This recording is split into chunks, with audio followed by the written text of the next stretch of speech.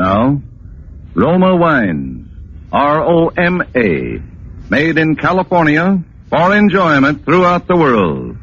Roma Wines present Suspense.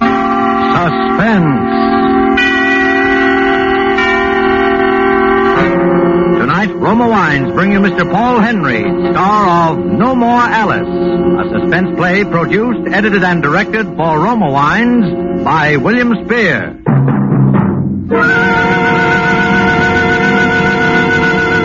Suspense, radio's outstanding theater of thrills, is presented for your enjoyment by Roma Wines. That's R-O-M-A, Roma Wines.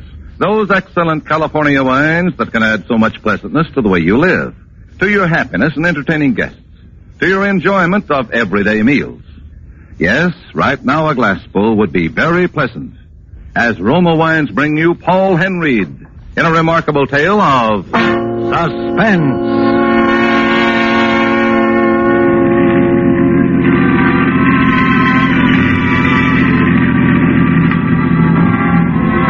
Driving along there, I had the radio on, but I was thinking of Alice. A few more miles and I'd be home with her. I was thinking how her teeth gleamed through her twisted smile she'd got in the habit of wearing. How white and inviting her throat was. I was thinking of her voice when she accused me of being in love with Eliza Waters. Cold, shrill, full of bitterness. Your attention, please. A prison break has been reported by Warden J.G. Johnson of Greystone Penitentiary. At 9:15 tonight, less than 1 hour ago, the notorious Frankie Tatum shot his way out of the death house at State Prison, killing 2 guards and wounding 2 others. All state and local police, as well as all motorists in the vicinity of Greystone, are warned to be on the lookout for this escaped convict. Once again, the name is Frankie Tatum. He is armed and dangerous.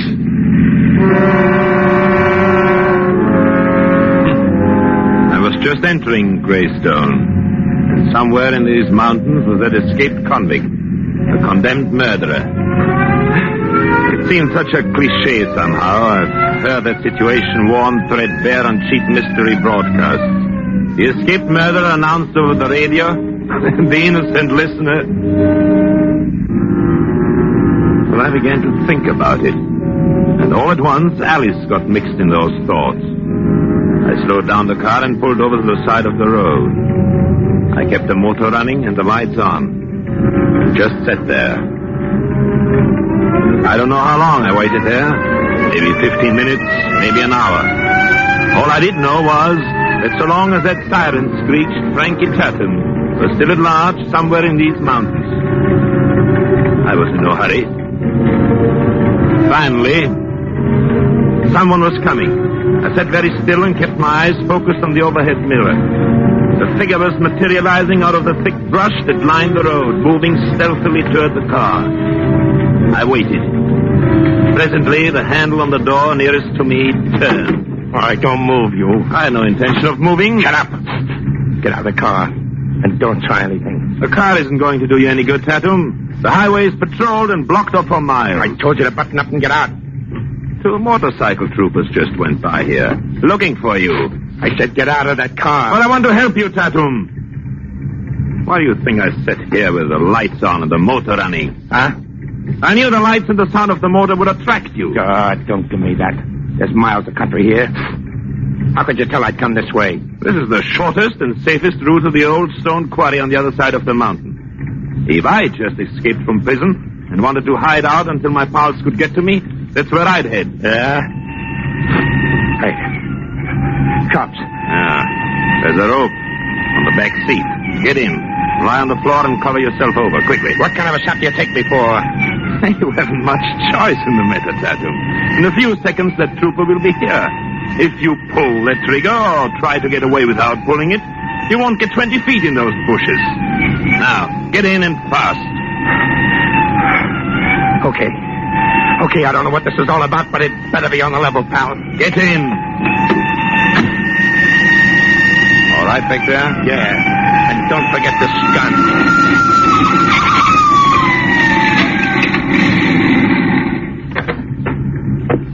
What's going on here? Having trouble with my motor, officer. Keeps heating up on me and stalling. Well, you got it running now for if it's overheated. Just started it up. Let's see your license. Oh, gladly. Here you are. Warren Rice. Oh, Dr. Rice. Right. Gosh, Doc, why didn't you say it was you? Probably because you didn't ask me. You better watch it, Doc. Frankie Tatum's escaped from the death house up here. Frankie Tatum? Yeah, you must remember him, the bank robber and killer. Papers were full of him a while back. Bad guy. Shoots you in the back quick as he'd breathe. Did you say shoot me in the back? Yeah, he's loose somewhere in these mountains. You better not hang around any longer than you have to, Doc. He's a bad actor. Thanks very much, officer. I'll get started right away and see if I can make home without stalling again. Yeah, well, good luck, Doctor. Good luck to you, officer. Hope you find Tatum.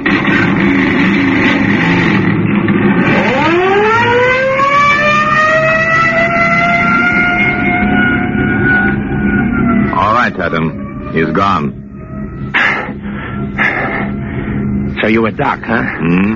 Sawbones? No, I'm a doctor of psychiatry. Yeah? Well, let's see what I'm going to do now. I'll take over from here. You'll take over?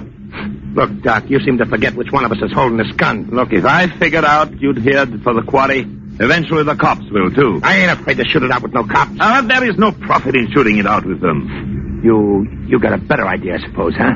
I think so. All right, what's this all about? You waiting here for me, hide me under the robe, now figuring out an escape for me. It don't add. We'll talk about that on the way. On the way to where? On the way to my home. You see, Tatum, a psychiatrist, every once in a while, comes upon a subject so interesting.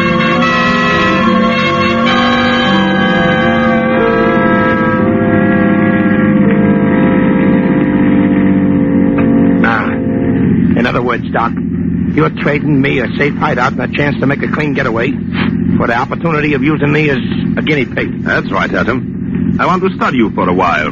Yeah? Well, you've fronted for me all along the line. And if I can make a clean break out of town in a few days or so, well, I guess I can stand being under glass that long. Okay, it's a deal. All right, Tatum. Follow me. Wait a minute. May we go into the front door? No. There's a side entrance. Leads to the left wing of the house. That's where I have my office. Okay. This is it, Tatum.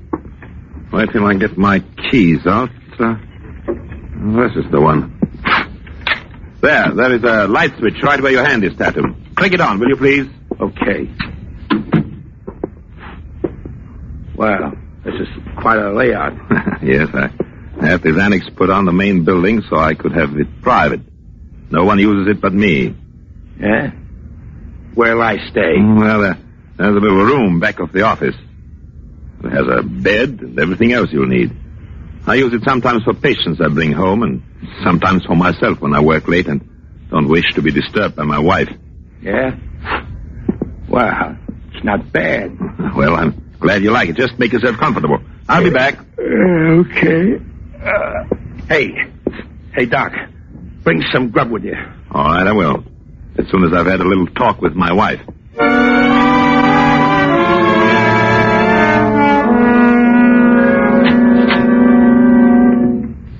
Good evening, dear. So you got home? Yes, Alice, I just got in. I didn't expect you until morning. I finished the case earlier than I thought. Had anything to eat? No. I'll call Greta. It's her night off. Dooley, too? Yes. Oh. I'll get you something myself. Oh, no, Alice. Don't bother. Bother? Why, it's a pleasure, darling. Oh, thanks. Oh, yes, I almost forgot I have someone with me. Not Lisa, by any chance. Alice. I'd hoped you'd forget about the other night and all the disagreeable things we said. Disagreeable? I found them rather enlightening. Did you? Yes. It isn't every wife whose husband is so honest, telling her that he's in love with someone else. Oh, I'm sorry about that, Alice. I didn't mean to say it, really. I can believe that. I mean, it isn't true. I'm not in love with Lisa. I've never been. Is that why you wanted a divorce? I said that in the heat of the argument, Alice. I've no reason to want a divorce. Especially since I told you I'd never give you one. I'm not going to argue with you anymore, Alice. I told myself that on the way home. I'm going to try to make our marriage the way it was 10 years ago. A very pretty speech, darling. But I'm afraid it will take a great deal more than the power of words to convince me of that. Well, I think I convinced you, Alice. If you'll give me time. I'm sure I can convince you.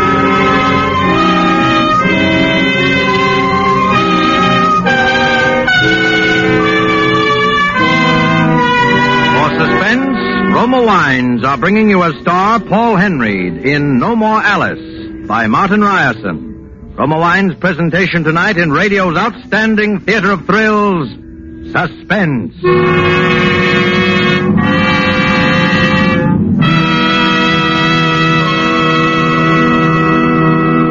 Between the acts of Suspense, this is Truman Bradley for Roma Wines. What to serve when friends call during Lent? Millions of Americans answer this question by serving Roma California wines.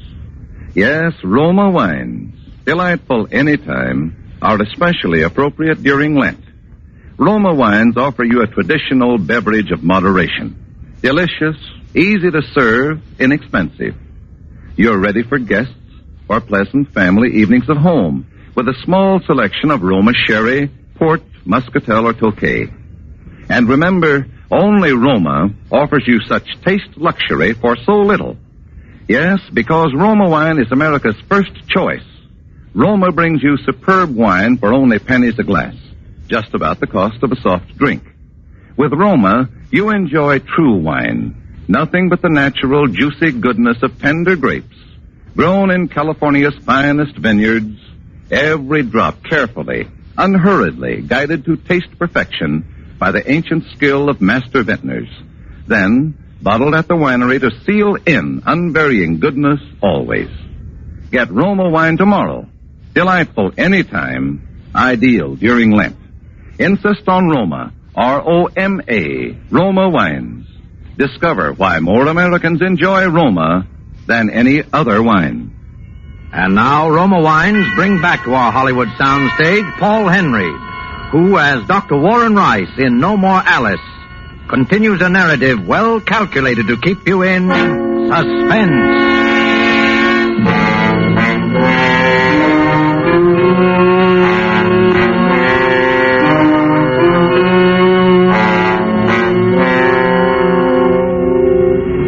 One might suppose there are no particular advantages to hiding an escaped convict in one's home, and a convict who is a murderer at that.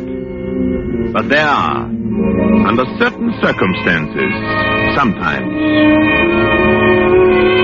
The morning I began the procedure of winning his confidence, making him believe I'd really brought him there for the purpose of using him as a guinea pig. It was an interesting deception. School? Yeah, sure, I went to school. Reform school for 6 whole years. How long did you bury your nose in books? About 20 years. 20 years? Mm-hmm. What's there to learn that would take 20 years? I went through college. Then I took several postgraduate courses. You sure had plenty of time to waste. What did your father do for a living, Tatum? He was shot in a Chicago stick-up when I was 2-year-old. How about yours? My father was the president of a bank. Bank? Blank check, huh? Yes, Tatum. I never really wanted for a thing in my life that I couldn't have. Well, we sure came out of different baskets, didn't we, Doc? Yeah. Tell me, when you robbed a bank or killed someone, was it premeditated? You mean, did I plan them? Yes. Well, sure. Sure, you have to lay out a bank job. But killing, well, that just happened. Somebody just had the rough luck to get in my way. Did you feel you had the right to take the life of another human being? Why not? Somebody tries to take something from me, so I nudge him out of the way. But you... well, you wouldn't understand that, Doc. You just said you never wanted anything you couldn't have. Ever feel remorseful when you killed someone? Remorseful? What's that? Well, did you ever regret it? Did it ever bother your conscience? No. Why should it? Why, I'd kill my own brother if he ever got in my way.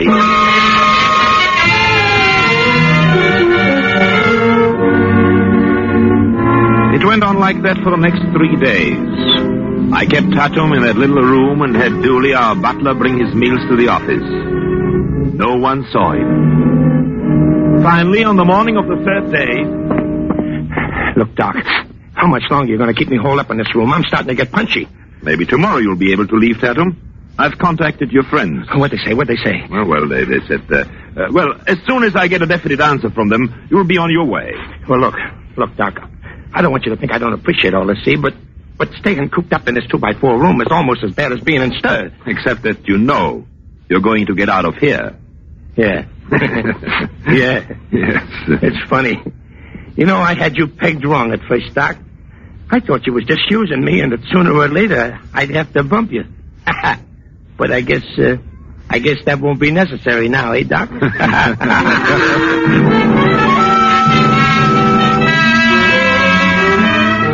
Yes, Tantum was getting restless. So was I. I couldn't keep him hidden out much longer. The rooms were getting dirty and had to be cleaned by Greta. Alice was getting a little curious as to who my patient was. If he stayed there too long, there would be questions. It was time to act. That evening it rained, came down in torrents, but it was mild compared to the storm that surged inside me. I walked into the drawing room and saw Lisa Waters sitting in front of the fireplace alone. Alice asked me to drop over and said you'd be furious if I didn't stay for dinner. Hello, Lisa. Where is Alice? Hello. You want a cigarette about dinner? Warren, aren't you going to sit down? Hey, no. You're beside me on the divan. Thanks. My. It's been a long time since I last saw you. Does that mean you missed me? But of course. You know by this time that you're my favorite husband? Am I? Uh-huh. I've often told Alice that if I ever get married, I'll try to find a husband just like you. Well, hello, Doctor. Hello. You finished your work rather early this evening, darling. Or did you happen to see Lisa's car in the driveway? Alice, well, anyone hearing you would think... Think what, Lisa? Warren isn't early for dinner very often. Come to think of it, he hasn't been early since the last time you were here. Doesn't she tease something awful, Warren? Oh, no, I'm not teasing. Don't you know, Lisa, that the other night Warren confessed... Alice, please. What's the matter, darling? I was only going to say you confessed that of all my friends, you prefer Lisa. That was sweet, Warren. Mind if I sit between you two? Well, you'll be breaking up a very handsome couple. Yes, I know. By the way, speaking of breaking up, we had a most interesting discussion the other night about divorce. Alice, must you...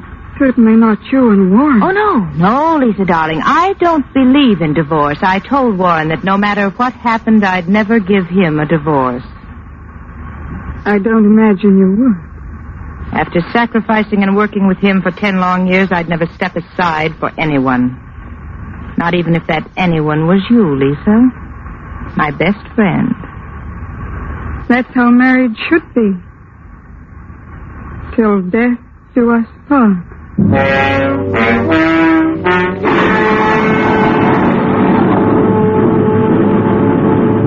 10 o'clock, Lisa left. It was still storming.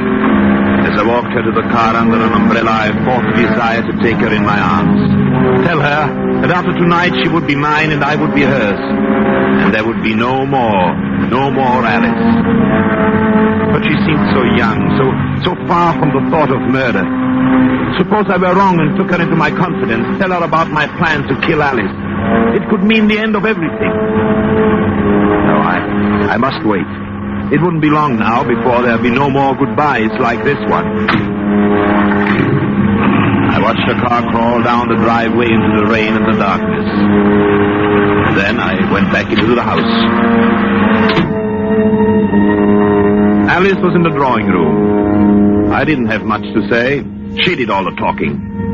She still goaded me about Lisa, asked if I kissed her goodnight, if we made a secret tryst. Well, finally I told her I had to get back to my patient in the office outside.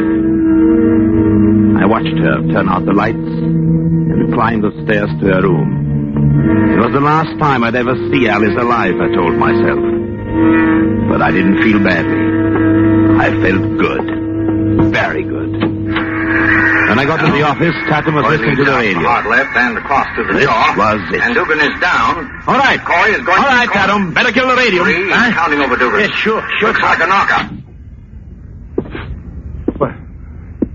What's up? My wife. What's the matter with her? She found out you were here and who you are. Hey, that ain't good. What's she gonna do? Call the police. One side, brother. I'm on my way. Wait a minute. I've cut the phone wires. She's got legs, ain't she? She can't get out of the house without us hearing her. We've got time. Let's try to think this thing out. You think it out. I'm the one that's on the spot. What? Hey, wait a minute. How did she find out? Well, I don't know. Just put two and two together somehow. What's the difference now? Plenty, because from the way it looks here, nobody could have tipped her off but you. Ah, don't be a fool. Come on, talk fast, Doc, because if you cross... Put that gun down. Why should I cross you? How do you think I stand in this? I don't know. How do you? Shielding an escaped convict. I'd go to prison for that. It's some kind of a trap. This is what you've been leading up to. Why, you... All right, Tatum.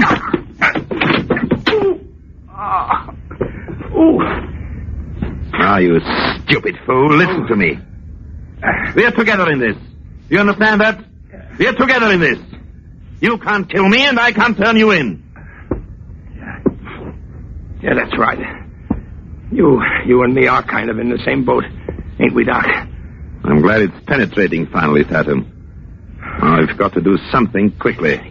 You sure your wife can't leave without us hearing? No, I have the car keys. Anyway, it's a mile to the nearest phone. Of course, she's up in her room now. Look, Doc, look. She must have known the spot she'd put you in. Why does she want to pull a thing like that for? Because she hates me. Yeah? She's hated me for years. Yeah? I'd have killed her long ago if I had the nerve. I've never killed a game, but I would have. If what?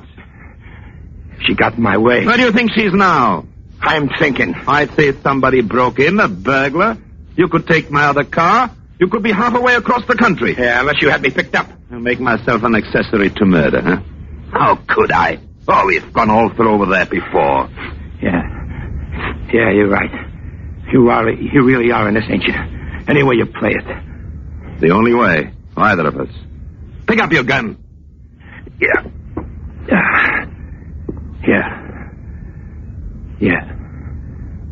Okay, Doc. It's a deal.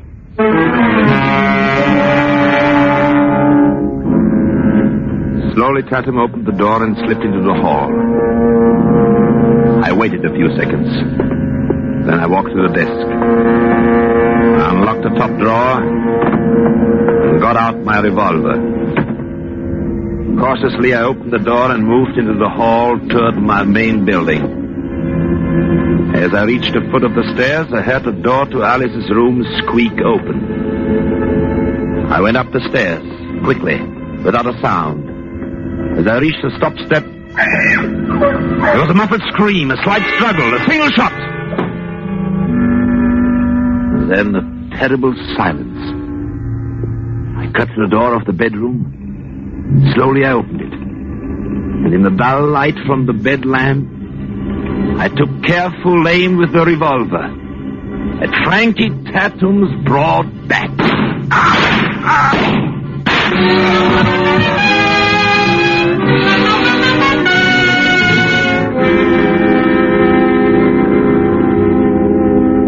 Four bullets I pumped into him. A wave of conquest swept through me. For this was perfection. This was the difference between a crude killer like Frankie Tatum and me. This was exactly as I had planned it. In a moment, Dooley, our butler, summoned by the shots, would rush into the room. He would find me standing there with a gun in my hand. The way I would disarrange the room in the next few seconds would convince him and the police that Frankie Tatum had broken into my wife's bedroom and murdered her. And I, the gallant husband, had rushed to the scene and blazed away at him. It would look awfully nice in print. I would be quite a hero. And no one would know that I had carefully planned this murder step by step, from the moment when I first heard the prison siren on the mountain road.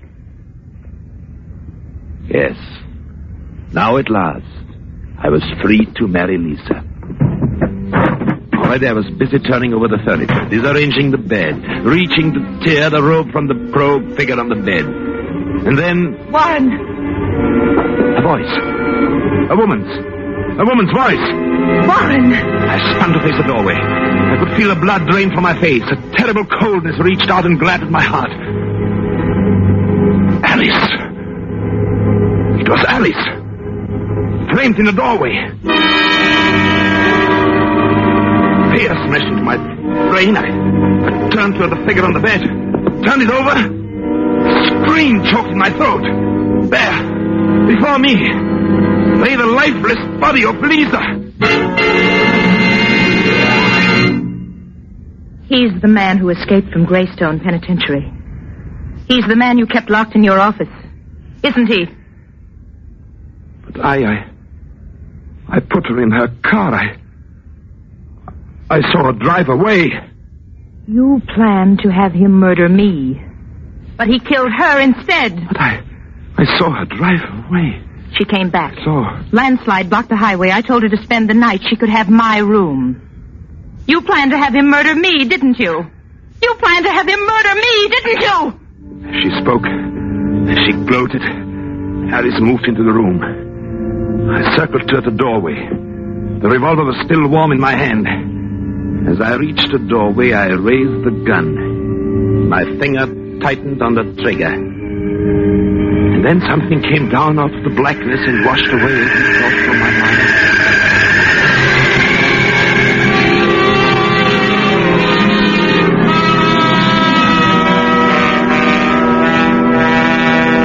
And that, gentlemen of the jury, is the true confession of Dr. Warren Rice, told you in his own words. Ironically, the very person Rice expected would be his chief collaborating witness turned out to be the man who trapped and convicted him. I mean, Dooley, the butler, who, summoned by the shots, hurried to the door of Mrs. Rice's bedroom, found Rice about to kill his wife, and struck him down. The state rests.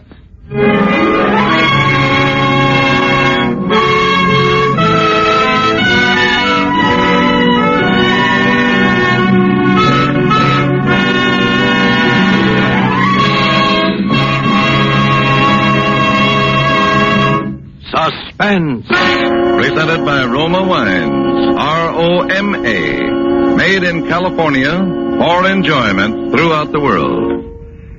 Before we hear again from Paul Henreid, the star of No More Alice, tonight's suspense play, this is Truman Bradley for Roma Wines. If meatless Lenten meals fail to intrigue that family of yours, just serve a fine Roma table wine with tomorrow's dinner. Yes, the simplest meals become more flavorful, more exciting with Roma wine. Plain baked beans or spaghetti are royal treats when served with red, robust Roma California Burgundy. And your favorite fish or omelet will taste better than ever with a glass of pale gold Roma California Sauterne.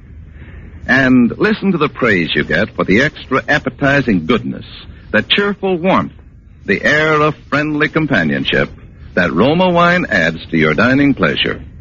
For an adventure in good dining, try delicious Roma Burgundy or Sauterne with tomorrow night's dinner. You can enjoy Roma wines often, for they cost just pennies a glass. So insist on Roma, R-O-M-A, Roma wines, made in California for enjoyment throughout the world. This is Paul Henreid. Next week, I know you will want to make it a point to hear a suspense show that promises to be really something. It will star Gregory Peck in a remarkable study of the mental breakdown of a man who brings himself to the very brink of murder because of a woman. I know you won't want to miss hearing Gregory Peck in The Lonely Road. Thank you. Paul Henreid will soon be seen in the Warner Brothers production, Devotion. Next Thursday, same time, Roma Wines will bring you Mr. Gregory Peck as star of Suspense, radio's outstanding theater of thrills. Produced by William Spear for the Roma Wine Company of Fresno, California.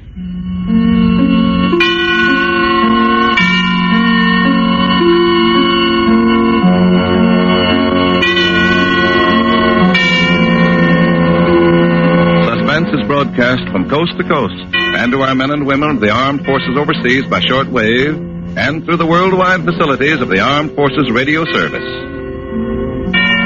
This is CBS, the Columbia Broadcasting System.